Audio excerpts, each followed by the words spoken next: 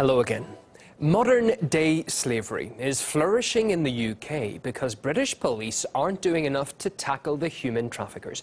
That's according to an investigation by the UK's anti-slavery watchdog. Now, the damning report claims that police have failed to record smuggling figures and prosecute organised crime groups. It also says that cases often go unreported, which means, quote, victims, both present and future, are being failed, and that in some forced cases people are being lost.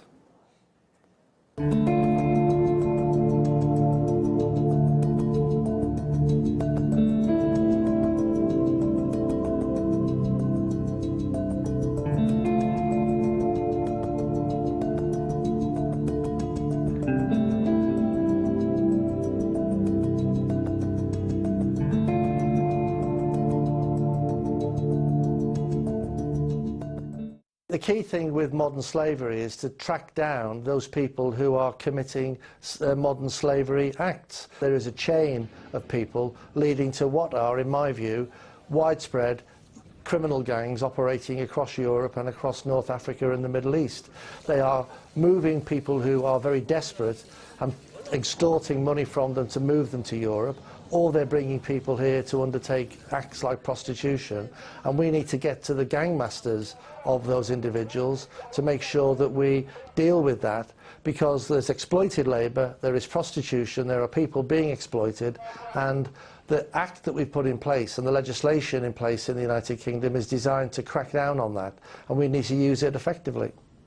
The migrant crisis is one of the main reasons cited for the surge in slavery in the UK and indeed across the EU. Millions of refugees from the Mideast and North Africa flooded into Europe last year when some politicians adopted an open-door policy.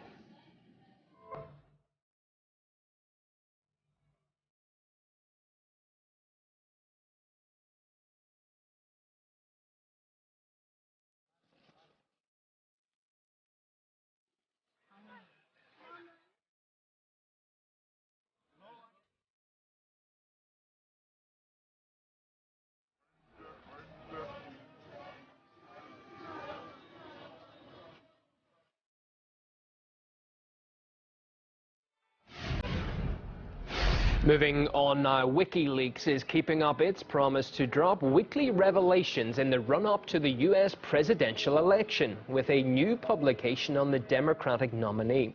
This time, messages from Hillary Clinton's campaign chairperson, John Podesta, give a sense of the candidate's relationship with the media. They show, for instance, that Clinton read a prepared answer repeatedly in phone interviews with American news channels.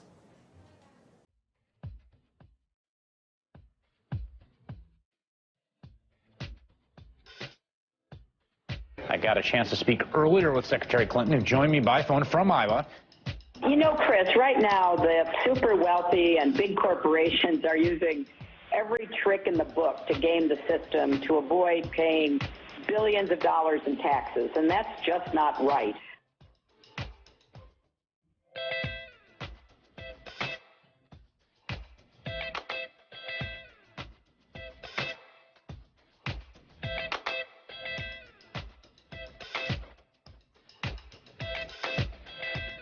I'd love to use a teleprompter. I'd have one here, and I'd go like this. Ba-ba, ba-ba-ba-ba, ba-ba-ba-ba, ba-ba, and everybody's going to fall asleep. If you're president, if you're running for president, you shouldn't be allowed to use a teleprompter.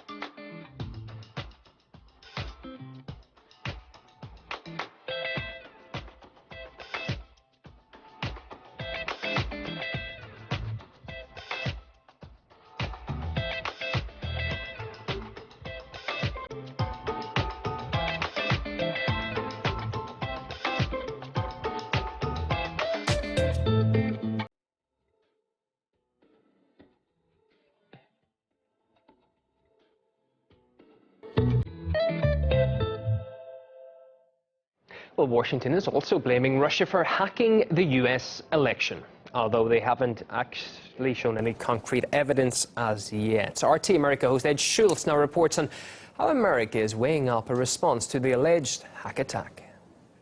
The increased tensions between the United States and Russia surrounding this election. The allegations and denials about hacking are at center stage between the two superpowers. United States intelligence officials claim they have evidence Russia is doing the hacking and coordinating with WikiLeaks. After days of accusations, the Russian response comes from the very top. Russian President Vladimir Putin, speaking at an economic forum in Moscow, spoke to the hacking allegations and addressed the U.S. election. Russia denies any involvement in the cyber attacks. In the debate Sunday night, Clinton repeated again that Russia is the culprit. I want to emphasize that what is at stake here is the ambitions and the aggressiveness of Russia. The Clinton campaign has consistently made the case Russia wants to undermine and interfere in the election as to manipulate the outcome, resulting in a Trump victory. Anytime anything wrong happens, they like to say the Russians, she doesn't know if it's the Russians doing the hacking. Maybe there is no hacking. Meanwhile, the White House is now said to be considering a proportional response to the hacking. The intelligence community has concluded with high confidence that they're doing so to try to destabilize our democracy. And that's something that obviously the president takes quite seriously. It's obvious that the U.S. does have the capability for massive surveillance. We have the capability for cyber espionage.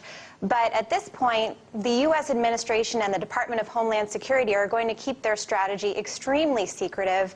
The idea of it being proportional is interesting because we don't know exactly what the FBI knows at this point. They continue their investigation of the DNC hacks and the related administrative personal email hacks. So at this point, it's tough to say. The U.S. certainly has those capabilities, and whether they have been looking into what Russia has been doing for quite some time, we just don't know.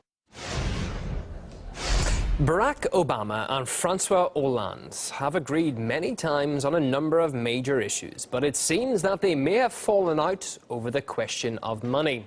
The French president has fired a barb at the American leadership, saying it will throw its power around and impose fines on European banks, but won't put anywhere near as much effort into bringing peace to Syria. Taking up the story for us is RT's Peter Oliver. To sum up what French President Francois Hollande has been saying, he thinks that the US has been holding back on using its military powers while not being restrained when it comes to flexing its economic muscles. Do you think the US abuses its powers? They abuse their powers to get their money back, but they don't have enough power to establish peace. Quite clear, he was referring to fines that have been put in place on BNP Paribas just last year, a fine of around $9 billion for breaching sanctions against Sudan, Cuba and Iran. Also this year, of course, the major fine of around $14 billion that's been slapped on Deutsche Bank over their bond trading. Now, Mr. Hollande was saying that the economic actions of the US have been hurting, but really it was Syria that's the big point for him. France has long backed airstrikes against the Assad regime and says that the fact that the US didn't follow through with those when France wanted them back in 2013 was viewed as weakness by Assad and pretty much led us to the situation that we're in right now. That's as far as the French president sees it. It is unusual for a major European leader like Francois Hollande to come out and openly criticise Barack Obama, but with just a few months left before the US president leaves office, it seems clear that his French counterpart believes that he should be targeting other areas as opposed to European companies and business.